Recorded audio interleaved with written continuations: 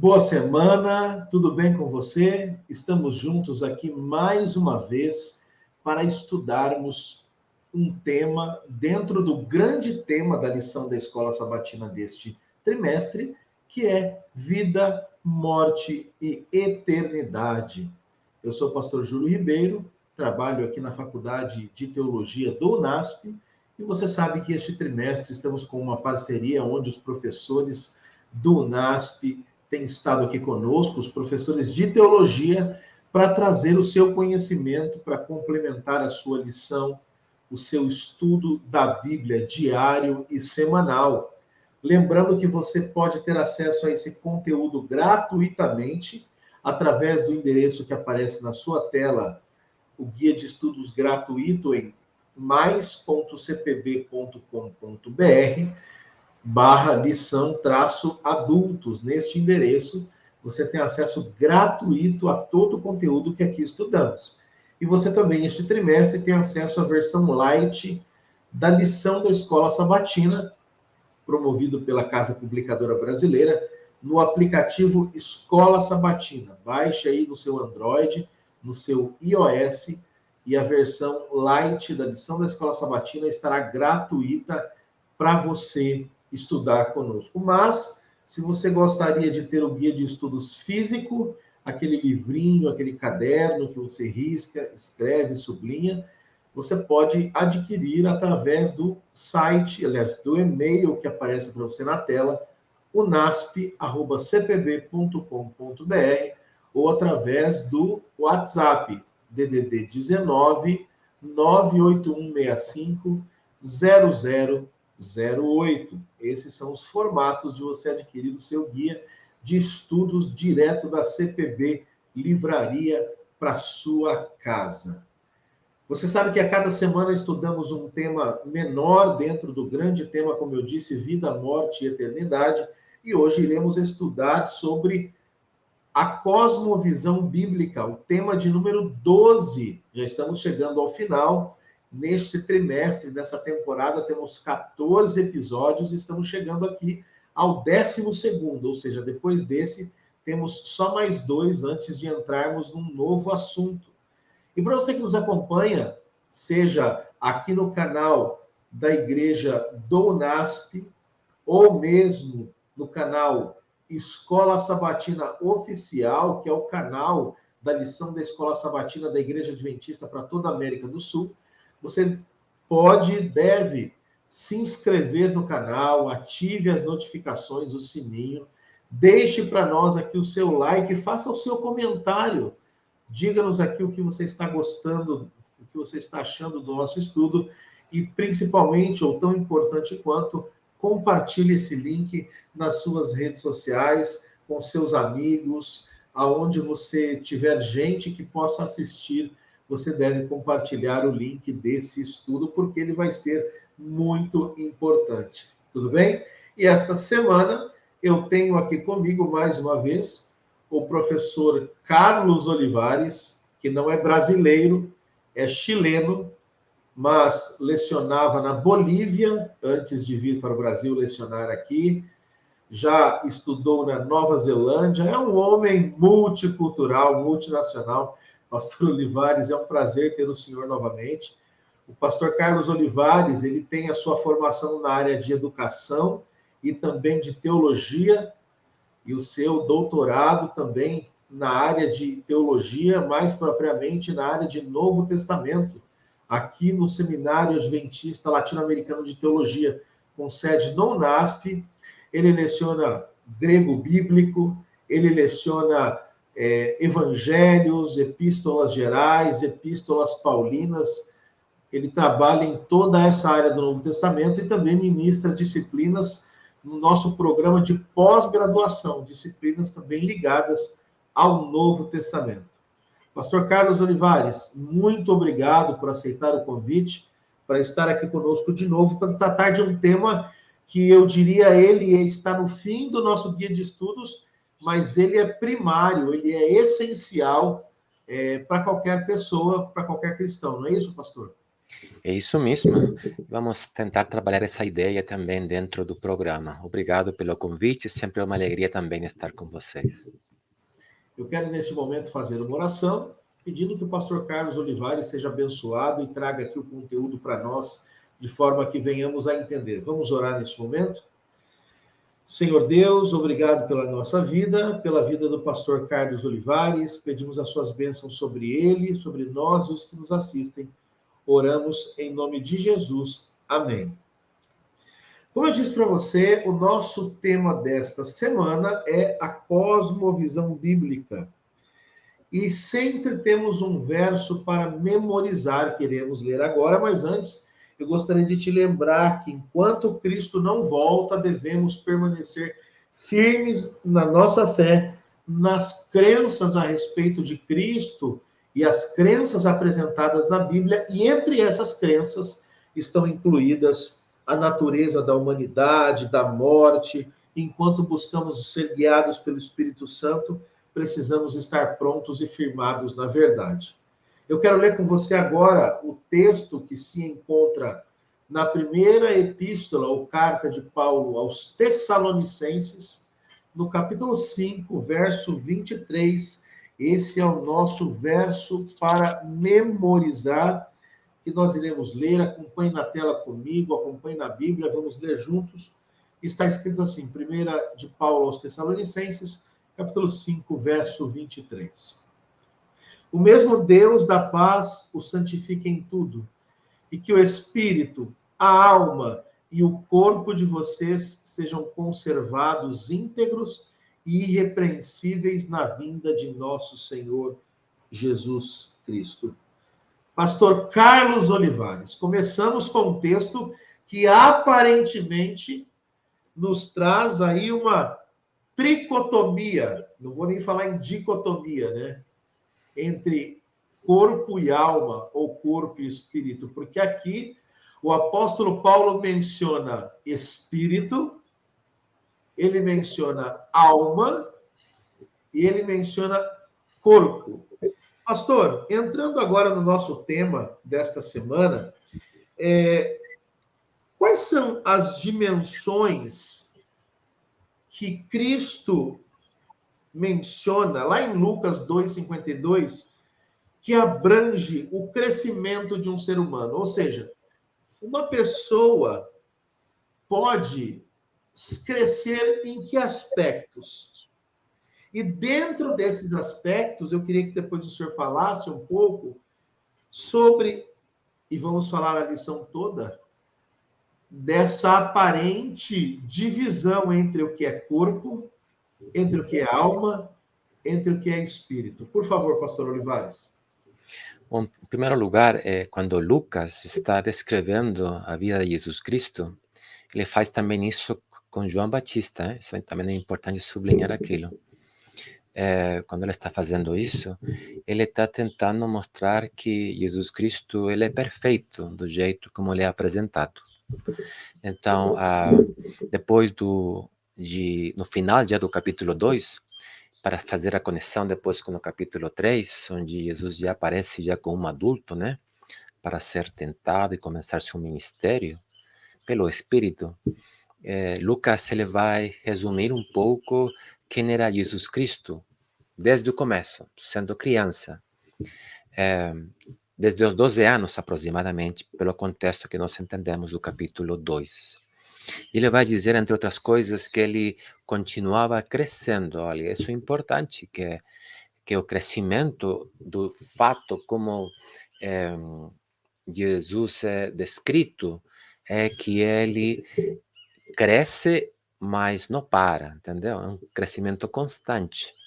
E temos que entender isso no sentido do Jesus encarnado, né? Isso é importante também reflexionar isso, por quê? Porque Lucas, no contexto do texto que você me pediu para analisar, no capítulo 1, aparece que ele é a promessa, é o Jesus bendito, é aquele diferente que vem para morar conosco. A diferença de João Batista é que ele é o precursor, aquele que anuncia a vinda do Messias. Então quer dizer que na encarnação, no fato que ele se torne homem, ele tem que continuar crescendo em que coisa?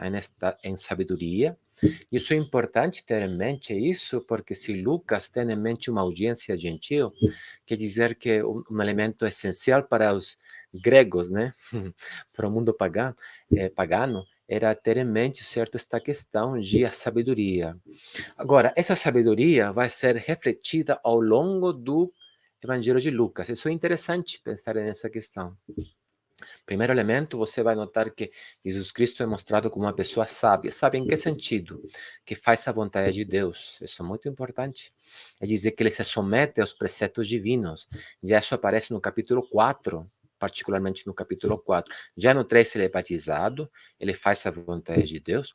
Mas no capítulo 4 ele é tentado, já ele começa a fazer a vontade de Deus, pelo qual ele mostra ser uma pessoa sábia. Quer dizer, então, que o ser humano como uma totalidade, o primeiro elemento que ele tem que acrescentar na sua vida é a sabedoria, mas uma sabedoria vinculada com a vontade de Deus. O outro tem que ver com a estatura.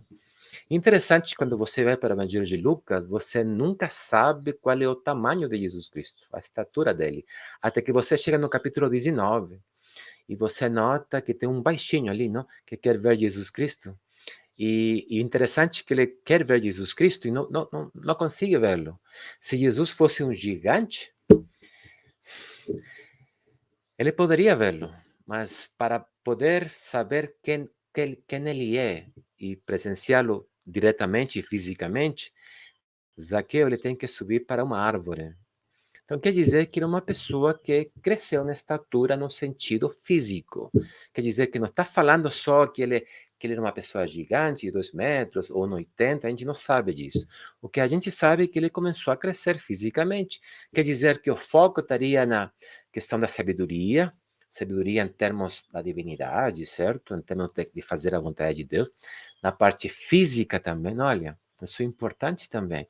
Ele crescia em termos de seu relacionamento intelectual com Deus e espiritual, e também em sua aparência física. Isso é importante, quer dizer que o ser humano está construído para que ele tenha uma vida sadia, okay? E Jesus Cristo estava crescendo sadiamente. E por último, disse que crescia em favor com Deus e os homens. Interessante, porque vincula a primeira questão, que seria a sabedoria, mas a segunda, que tem que ver com o relacionamento humano, sabe? Quer dizer que ele crescia fisicamente, intelectualmente, espiritualmente e, por último, emocionalmente. Quer dizer que ele é o modelo da perfeição completa do que significa ser um ser humano.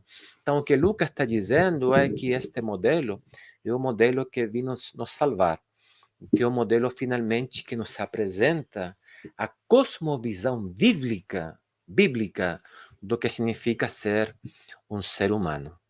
Agora, referente à sua segunda pergunta, né? Sua segunda pergunta, que me parece que você está fazendo essa pergunta, pelo que eu entendi, pastor Júlio, por causa do verso-chave, né? Do verso-chave. Exatamente. E eu já quero aqui dizer ao senhor que nós precisamos, a partir do verso-chave, entender os aspectos do que é corpo, do que é alma, do que é espírito dentro deste contexto, deste verso. Então, o senhor já pode aqui ir, digamos, destrinchando, né, separando esses termos e nos explicando cada um deles. Bom, interessante primeiro. Você notou um detalhe, pastor Júlio, e os amigos e amigas têm que notá-lo também, que no final do verso, do capítulo 5, verso 23, está falando da segunda vinda de Jesus Cristo. Então, primeiro elemento.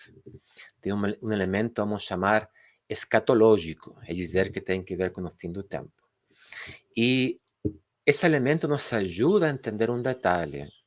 E esse detalhe é com algumas palavras que poderiam ser entendidas erradamente dentro desse verso. A primeira, está sendo projetado na tela, e isso é muito bom, nos ajuda a entender o seguinte. Primeiro, o texto diz: o mesmo Deus da paz os santifique em tudo. Quer dizer que a santificação tem uma relação direta com a parousia, ok?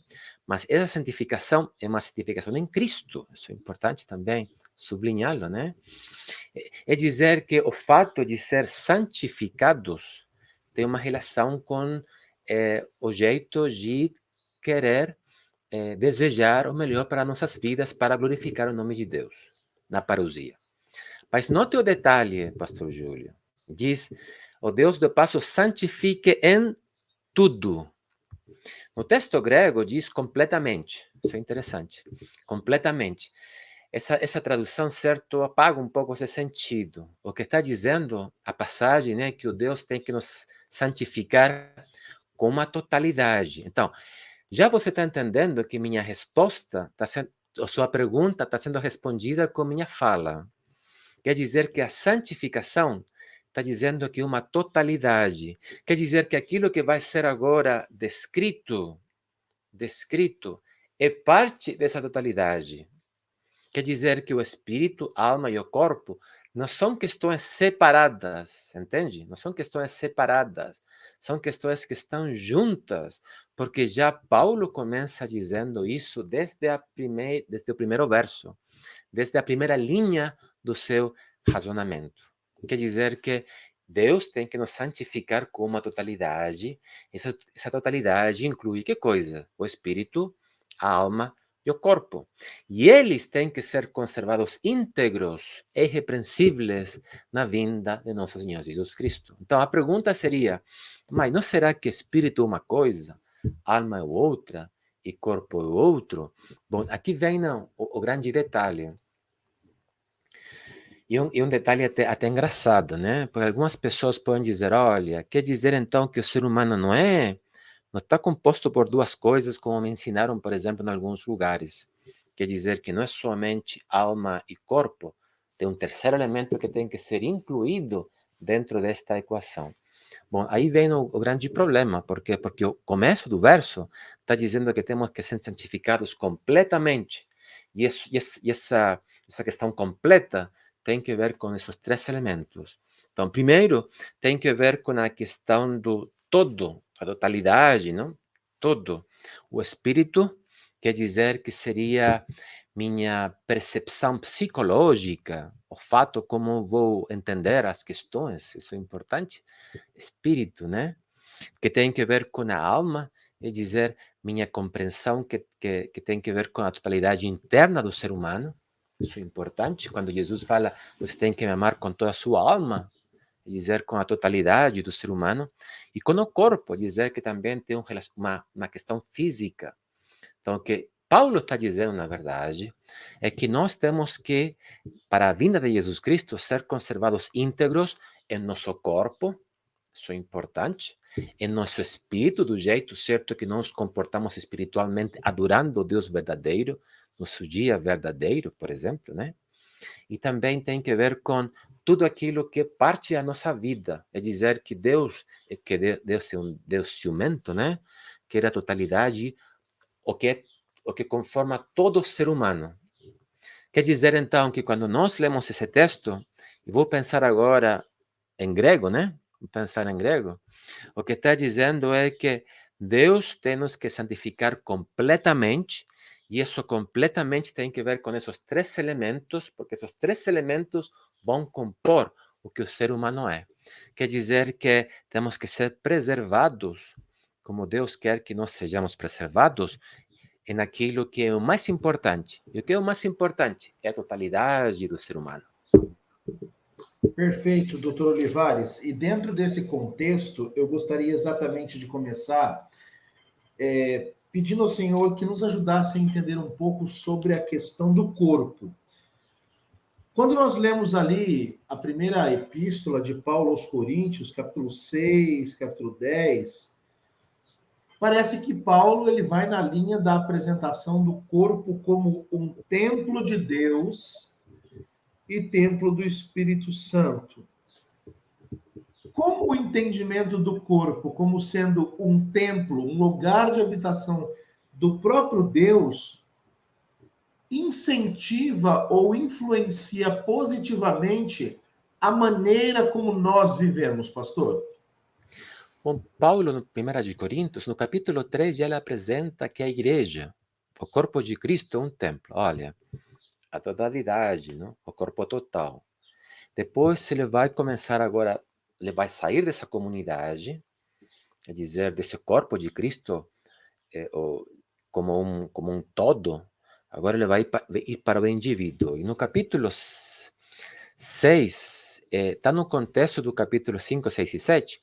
Esses três capítulos, em 1 de Coríntios, eles falam sobre questões sexuais, sabe? E de fato, no capítulo 7, claramente, tem aí na questão do casamento, celibato, questão certa do corpo, se é bom ou não tocar mulheres, ele vai responder essas questões. No capítulo 5, aparece um homem que tem um pecado que é tão grande assim, que nem se escuta entre os gentios, porque ele pegou a mulher do pai, ok? A mulher do pai. E depois a gente vai notar que no capítulo 6, Jesus vai dizer, certo, que os adúlteros, ladrões, não vão herdar o reino dos céus. Ele vai incluir, inclusive, também outros grupos também que é importante também mencionar, que tem que ver com sexualidade. Quer dizer que o capítulo 5, 6 e 7 tem que ver com o maior problema que o ser humano enfrenta agora, mas que já enfrentava naquele tempo, que tem que ver com o adultério e a prostituição. Tanto assim que o capítulo 6 vai concluir dizendo isso, que nosso corpo é um templo do Espírito Santo e que algumas pessoas estão usando esse corpo para se deitar com prostitutas. Agora, a disputa é se essa prostituição era uma prostituição cultica ou não. Isso é uma disputa, né? Que existe até agora. Provavelmente, isso são fontes anteriores, no tempo de Cristo, talvez, desculpa, no primeiro século, no tempo de Paulo, essa discussão não existia, não era tão forte. Mas ainda assim, o foco é que Paulo vai dizer, olha, toda vez que você se deita com uma prostituta, isso é algo que é parte do meu corpo e que estou usando isso e estou profanando o seu corpo. Por quê? Porque provavelmente os membros da igreja de Corinto, eles tinham um problema com o corpo e pensavam que o corpo era uma questão que poderia ser usada, porque o mais importante, sabe o que era? Era o que eu tinha dentro do coração, ok? Então Paulo vai dizer, não, quando você se deita com uma mulher, você está contaminando o seu corpo. E aí ele vai trazer essa ilustração. A ilustração tem que ver com que o templo, nosso corpo é um templo do Espírito Santo. Então, o que significa? No princípio, tem que ver com uma questão sexual de poluição, entendeu? De fazer que aquilo seja sujo, de sujar o corpo. Mas está dizendo que para algumas pessoas o corpo não significa nada, o importante é o caráter, por exemplo. É verdade, o caráter é importante, mas o importante também não é o corpo, porque o corpo nos ajuda a mostrar que nosso relacionamento com Deus é um relacionamento completo e total, porque Paulo está dizendo em 1 Tessalonicenses capítulo 5. Quer dizer, então, que toda vez que eu vou fazer alguma coisa que afete meu corpo, estou afetando minha vida por completo. E para ilustrar isso, Paulo vai dizer que nosso corpo é um templo do Espírito Santo. Se a gente pensa isso bem, é um problema assim enorme, sabe? De pensar que toda vez que eu vou comer alguma coisa, vou beber alguma coisa que vai danar meu corpo, finalmente estou profanando o nome do Espírito Santo, o nome de Deus na minha vida. Então, é importante falar disso agora, me parece, neste século, porque essa cosmovisão que a gente tem hoje é dizer, olha, meu corpo é meu corpo, eu posso fazer qualquer coisa. Até alguns falam, meu corpo é minha escolha. Eu posso escolher, inclusive, aquilo que está dentro, sendo uma criança, não falando do aborto, hein? Falando do aborto. Mas Paulo está dizendo, não. A verdade é que a totalidade, incluindo o corpo, do ser humano, tem que estar vinculado completamente com Deus.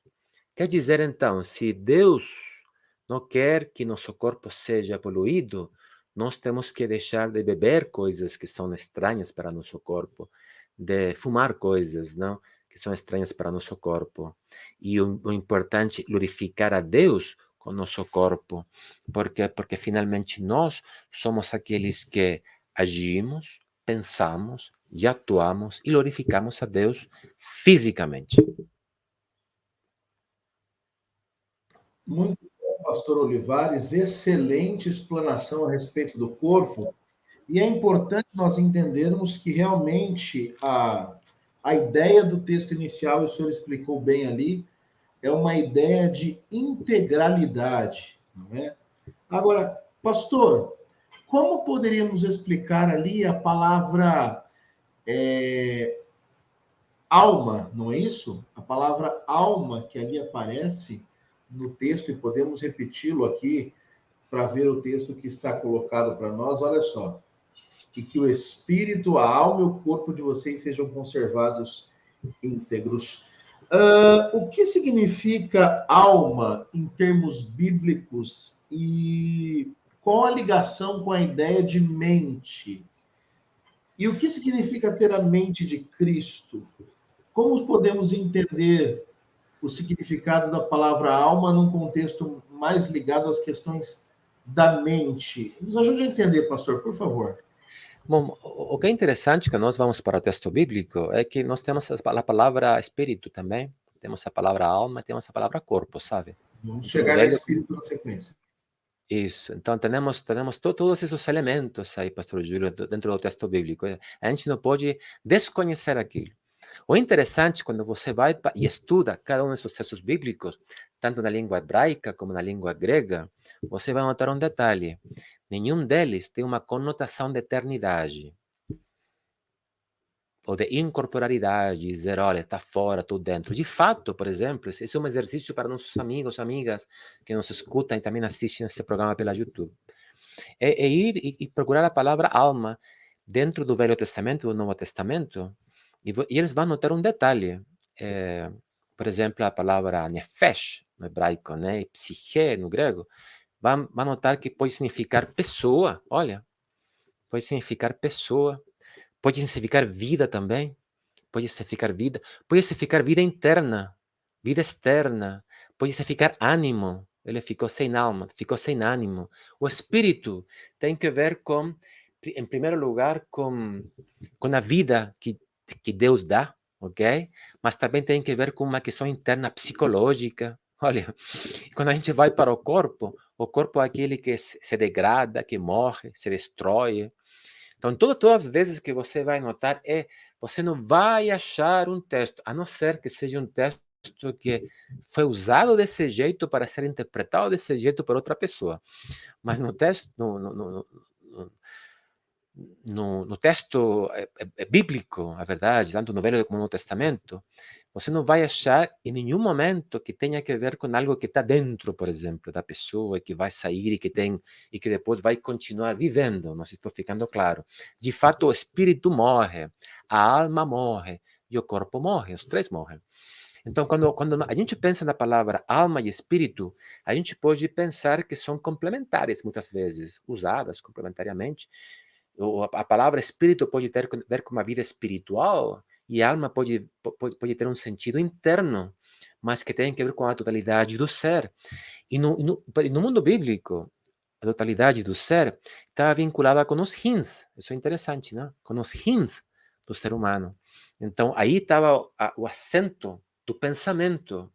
Depois estava o coração, que não tinha que ver nada com os sentimentos, continuava sendo o pensamento. Isso é interessante. Então, quando Jesus fala com todo o teu coração, com toda a tua alma, ele está repetindo questões e enfatizando aspectos do ser humano, dizendo, olha, você tem que me amar completamente. Isso é o que eu quero que a gente entenda bem neste momento. Então, quando nós pensamos que ele fala espírito, alma e corpo, ele está dizendo com tudo o que você é, com tudo o que você é, na sua vida espiritual, adorando a Deus verdadeiro, na sua mente, mas a mente com uma totalidade. Isso é interessante, porque no mundo bíblico, o fato de sentir, pensar, era dado em termos de ações, né? De ações. Tanto assim que os 10 mandamentos é não farás, não farás. Por quê? Porque são ações que vêm finalmente do ser humano interno. Então, a alma tem que ver com isso.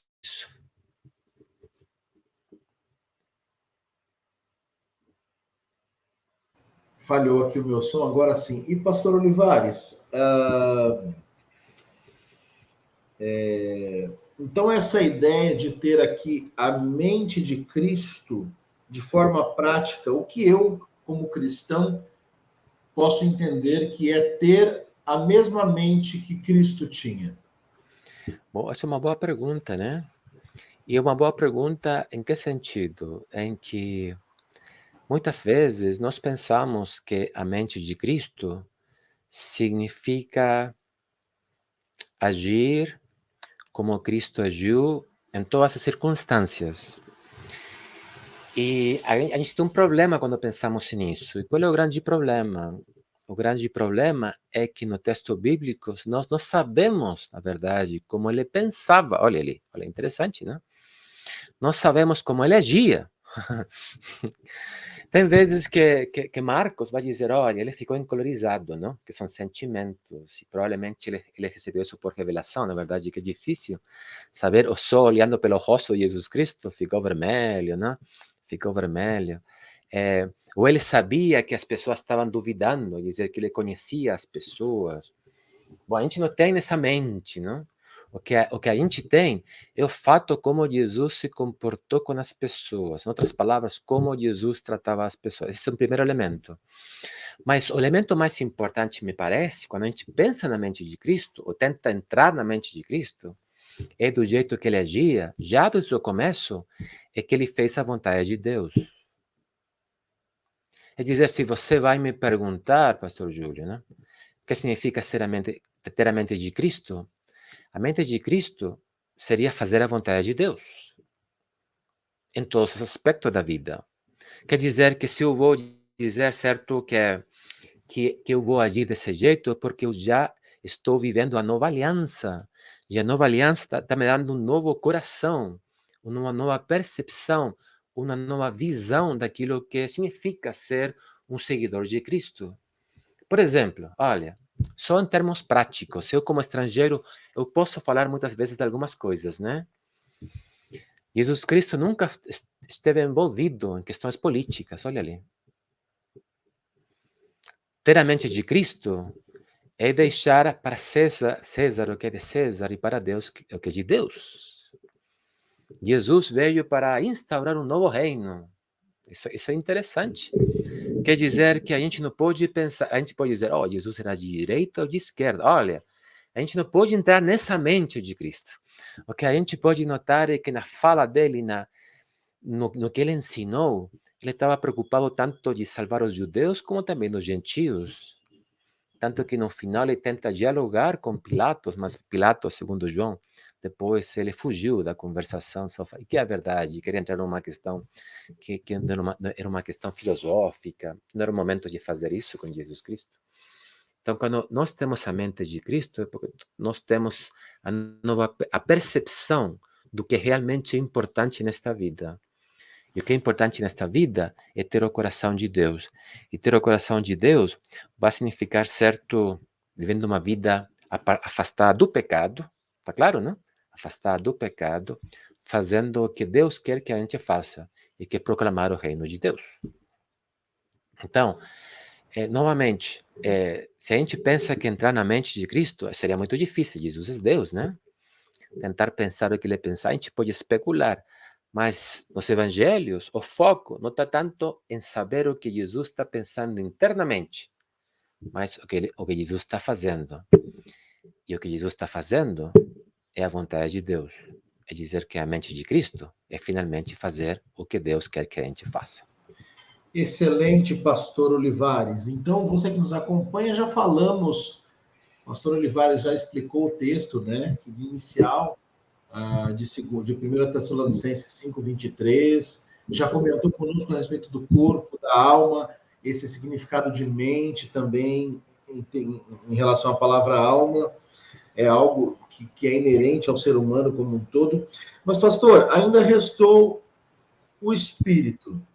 Quando nós lemos Atos, por exemplo, capítulo 8, verso 4 a 24, ali é dito que um homem chamado Simão Feiticeiro queria receber os dons do Espírito, mas não queria entregar a sua vida ao Espírito. O que podemos entender dessa explicação do que é o Espírito no contexto bíblico, tanto ligado ao ser humano quanto à questão do Espírito Santo? e por que é necessário que o ser humano ele tenha uma vida guiada pelo Espírito Santo. Então, o Espírito no contexto do texto de Paulo, de modo mais aprofundado, e o que é ser guiado pelo Espírito Santo, o Espírito de Deus, e quem sabe um pouquinho desta passagem aqui de Atos capítulo 8, de Simão feiticeiro. Bom, primeiro a gente tem que pensar que as palavras podem operar de jeitos distintos, né? Então, se nós pensamos na palavra Espírito, se está acompanhada por um adjetivo como Espírito Santo, que está qualificando esse Espírito, e vamos para o livro de Atos, no capítulo 1, 2, 3, 4 até o capítulo 8, que chegamos agora, vamos notar que o Espírito age como uma pessoa. Isso é interessante. No capítulo 4, no capítulo 5, desculpa, por exemplo, a gente pode notar, entre outros exemplos, que aquele que mente ao Espírito mente a Deus, porque Espírito e Deus são a mesma pessoa. No capítulo 13, é o Espírito quem escolhe a Barnabé e Paulo para que sejam os missionários da igreja cristã no mundo gentil. Então o que significa o Espírito, Espírito Santo, é que no texto lucano, no texto de Atos dos Apóstolos, o Espírito não é uma força, não é vida em si mesma, não?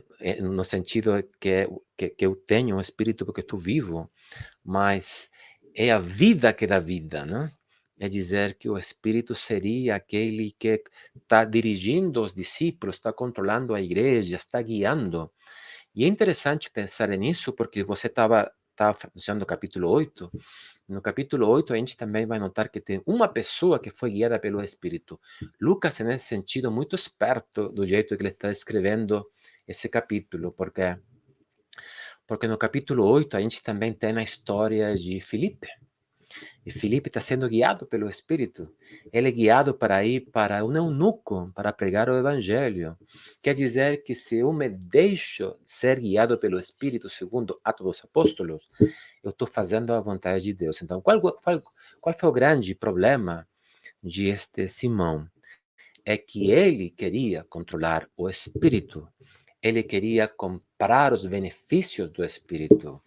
Ele pensava que ele era dono do Espírito, quando na verdade o Espírito é dono da gente, não? O Espírito é dono da igreja, dono da nossa vida. Ele é aquele que nos guia, nos promete, é aquele que nos faz ser transformados de fato. Então, quando eu sou guiado pelo Espírito, novamente, eu estou agindo como Cristo, estou fazendo a vontade dele. Então, ironicamente, não todo mundo percebe isso, mas quando você vai para o livro de Atos dos Apóstolos, no capítulo 8, tem essa ironia. Tem um que quis controlar o Espírito e outro que foi guiado pelo Espírito. Então, e isso é interessante. Então, aí você nota, tem a Felipe sendo guiado, mas tem a Simão no mago, o mágico, né? Que queria controlar o espírito. Então, qual é o grande problema dele? É o problema da gente hoje, que muitas vezes você quer controlar o espírito, eu quero pagar por ele, quando, na verdade, tecnicamente, biblicamente, nossa salvação e nossa vida pelo Espírito é pela graça. Ele sabe o que é melhor para a gente, não a gente, o que é melhor para ele ou para nós. Então, o grande problema de não ser guiados pelo Espírito, eu falaria, construindo novamente sua oração, Pastor Júlio, a questão, uma coisa é ser guiado pelo Espírito, para nosso grande problema hoje é tentar guiar o Espírito, guiar nossa vida e não ser deixados, não ser guiados pelo Espírito.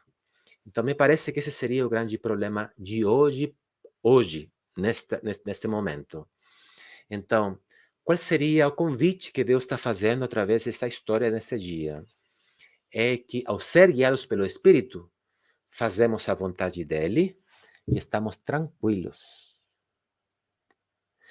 Porque, sabe, o grande problema de fazer nossa vontade, de controlar o Espírito, que quando você vai para algum lugar ou faz alguma coisa, você não sabe se é a vontade de Deus.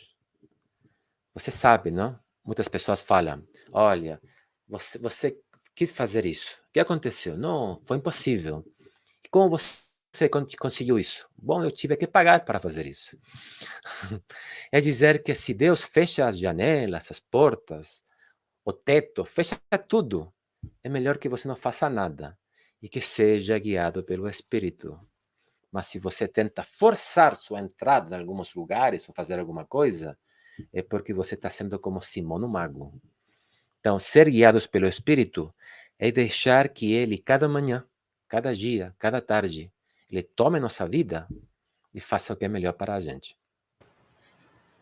Pastor Olivares, para encerrar essa excepcional participação, e antes de orarmos, e eu tenho certeza que você nos acompanha, está sendo grandemente abençoado, qual seria o conselho que o senhor daria para aqueles que querem praticar a cosmovisão bíblica e ter uma vida guiada pelo Espírito? Em termos práticos, como estar preparado, pronto, para que quando Cristo voltar, sejamos encontrados entre aqueles que serão levados ao céu e viveremos com Ele por toda a eternidade?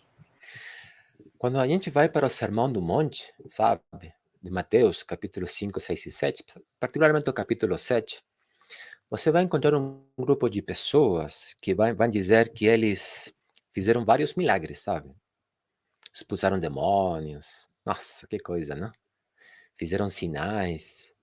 E Jesus vai responder para eles: eu não os conheço. Não sei quem vocês são.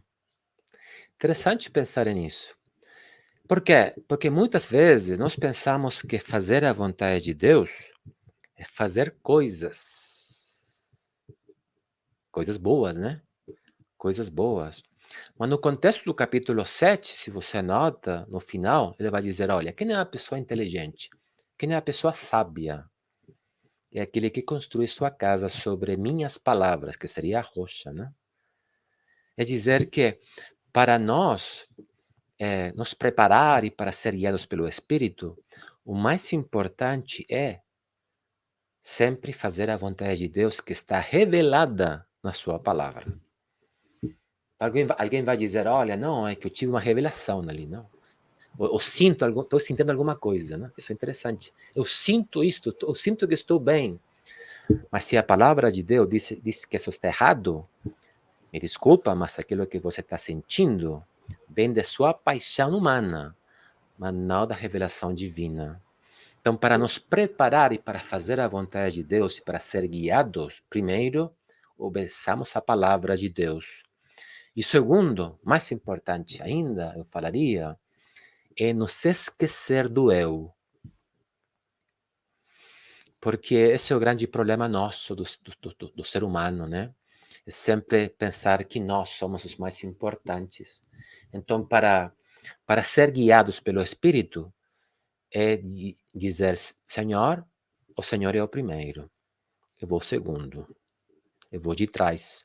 De fato, é interessante pensar nisso, não todo mundo pensa nessa questão, quando Jesus diz assim, vem e me segue, não? No texto grego está estruturado assim, se coloca de trás de mim, é só o que diz no texto grego. Vai lá e se coloca de trás de mim, eu vou primeiro. E Pedro se queria colocar primeiro de Jesus, né? E Jesus fala, vai lá, você tem que estar detrás de mim, detrás de mim. Então, seguir a Jesus Cristo significa deixar que Jesus sempre vá primeiro. Pastor Carlos Olivares, professor de Novo Testamento na Faculdade de Teologia do UNASP. Que privilégio te ouvir, que bênção compartilhar conosco esse conhecimento. Tenho certeza que você está conosco, cresceu muito no conhecimento da palavra de Deus. Eu queria pedir que Deus continuasse te abençoando, pastor, que o senhor continuasse estando conosco, sempre que possível. Obrigado pela tua disponibilidade, mas também queria pedir que o senhor pudesse, nesse momento, fazer uma oração por todos que estão juntos aqui, acompanhando, os que ainda irão assistir. E para você, antes da oração, sempre lembrando, se inscreva no canal, ative as notificações, deixe o seu like, faça um comentário e compartilhe esse estudo nas suas redes sociais, nos seus grupos de WhatsApp, Telegram, Signal, não sei qual você usa, mas o importante é que estejamos juntos compartilhando o conhecimento da palavra de Deus. Tá bom? E nos vemos na semana que vem com a lição de número 13. Mas por hora, pastor Olivares, uma oração, por gentileza, para que todos que estamos aqui saiamos abençoados. Oremos. Obrigado, Pai, pela tua palavra. Obrigado, Pai, pelo apelo que o Senhor nos faz cada dia para começar sempre nosso dia com o Senhor e sempre colocar o Senhor primeiro nas nossas vidas, para ser guiados pelo Espírito, para crescer em termos integrais, para ser homens e mulheres de Deus que possam crescer espiritualmente, emocionalmente, fisicamente e também, sobretudo, crescer em graça para com Deus e com os homens. Eu te peço agora para que nos abençoe, que esteja conosco. Obrigado, Pai, por tudo. Em nome de Jesus oramos. Amém.